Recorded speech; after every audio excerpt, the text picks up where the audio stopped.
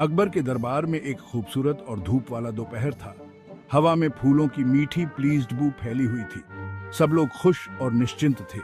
अचानक बादशाह अकबर के मन में शरारत सूझी।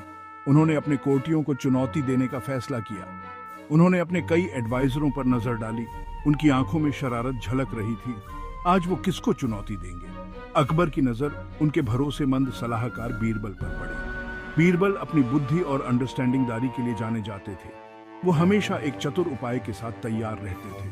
बीरबल, बादशाह ने पुकारा। उनकी साउंड शांत दरबार में गूंज उठी। आगे आओ। बीरबल आगे बढ़े और झुक गए। वो सोच रहे थे कि आज बादशाह ने उनके लिए कौन सी पहेली रखी है। पूरे दरबार में ईगरता की लहर दौड़ गई। बीरबल, अकबर ने शुरू किया। उनके होठों पर एक धूर्त मुस्कान खेल रही थी। मेरे पास तुम्हारे लिए एक काम है, एक ऐसा काम जो वाकई तुम्हारी बुद्धि का इम्तिहान लेगा। बीरबल ध्यान से सुन रहे थे। उनका दिमाग पहले से ही दौड़ रहा था। अकबर अपनी अजीबोगरीब चुनौतियों के लिए जाने जाते थे और बीरबल एक बार फिर अपनी योग्यता साबित डोलने के लिए उत्सुक थे। कोटी आगे झुक गए। जो होने वाला था उसे देखने के लिए उत्सुक थे। मैं चाहता हूं कि तुम, अकबर रुके, सस्पेंस बढ़ाते हुए एक आदमी को दरबार में लाओ। वे फिर रुके, उनके शब्दों से हुई खामोशी का आनंद लेते हुए। लेकिन उन्होंने आगे कहा। उनकी साउंड धीमी हो गई। तुम उसे दोपहर के समय यहां लाना, मगर ध्यान रहे कि उसकी परछाई न बने। दरबार में एक सामूहिक हाँफने की आवाज गूंज उठी। कोटी हाँफने सीम्ड और आपस में बड़बड़ाने सीम्डे। दिन दहाड़े कोई अपनी परछाई कैसे मिटा सकता है? ऐसा लग रहा था कि अकबर ने अपने चंचल मूड में एक इम्पॉसिबल चुनौती पेश की है। खिड़कियों से सूरज की रोशनी आ रही थी, जिससे जमीन पर साफ शैडो पड़ रही थी। हालांकि बीरबल शांत रहे। उनका दिमाग हमेशा की तरह तेज समस्या को सुलझाने सीमड़ा। वो जानते थे कि अकबर को एक अच्छी चुनौती पसंद है, लेकिन वो यह भी जानते थे कि उनके बादशाह तर्क और ज्ञान को वैल्यू देते हैं। इस पहेली को सुलझाने का कोई न कोई चतुर तरीका होना शुल्ड। बीरबल ने बोवेट कर सलाम किया। उनका धैर्य अडिग था। जैसा आपकी आज्ञा महाराज, उन्होंने हल्की मुस्कान के साथ उत्तर दिया। मैं दोपहर के समय आपके सामने एक आदमी को पेश डोलूंगा, बिना परछाई के। उनकी साउंड में विश्वास गूंज रहा था, जबकि कोटी संदेह भरी गेजों से एक दूसरे को देख रहे थे। अकबर इस साजिश से खुश होकर अपने सिंहासन पर वापस झुक गए। हम देखेंगे बीरबल, उन्होंने कहा। उनकी आंखों में शरारत नाच रही थी। हम विल सी। उन्होंने दरबार को अपने दिन के टास्कों के साथ आगे बढ़ने का इशारा किया, लेकिन हवा में प्रत्याशा बनी रही। चुनौती जारी कर दी गई थी और सभी की निगाहें अब बीरबल पर टिकी थी। दिन लंबा होता गया। घड़ी की टिक-टिक हवा में प्रत्याशा गूंज रही थी। जैसे ही सूरज अपने चरम पर पहुंचा, दोपहर के आगमन का संकेत देते हुए दरबार में सन्नाटा छा गया। सबका मुंह दरवाजे की तरफ मुड़ गया। उनकी निगाहें बीरबल और बिना परछाई वाले आदमी को ढूंढ रही थी। अकबर भी अपनी जगह पर हिल गए। उनकी आंखों में ईगरता की एक चमक थी। सच्चाई का क्षण आ गया था। बीरबल ने क्या चालाकी भरा उपाय निकाला था? सस्पेंस साफ दिख रहा था।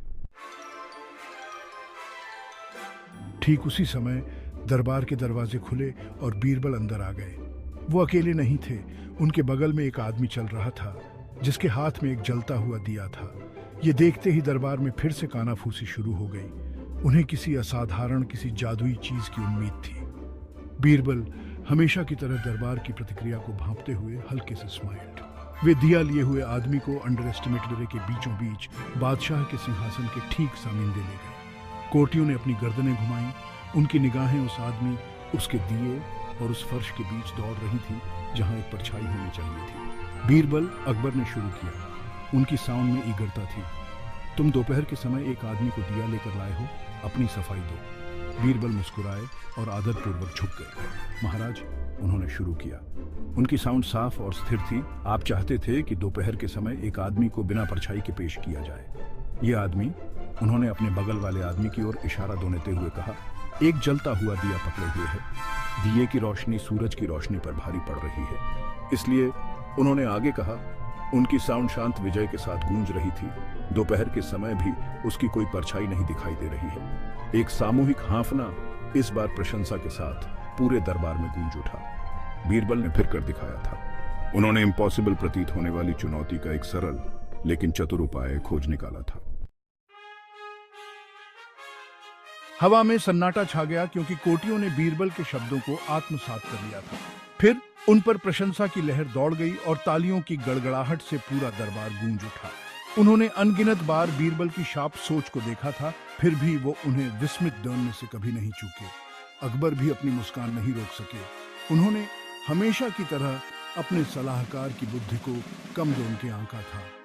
शानदार बीरबल, शानदार, उन्होंने ताली बजाते हुए कहा। तुमिंद एक बार फिर अपनी बुद्धि साबित की है और हम सबको मात दे दी है।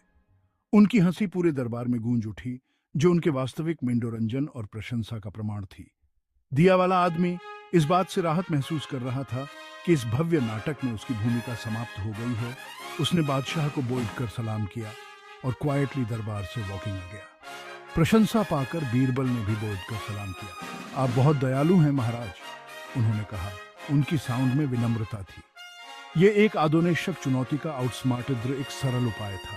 अकबर ने अपना सिर स्टरदाते हुए कहा, सरल तुम कहते हो?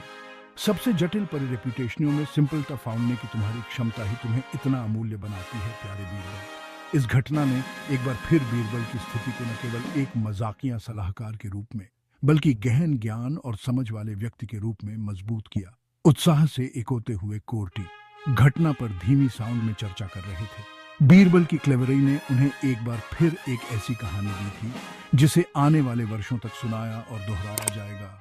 उस दिन दरबार ने न केवल एक चुनौती देखी थी,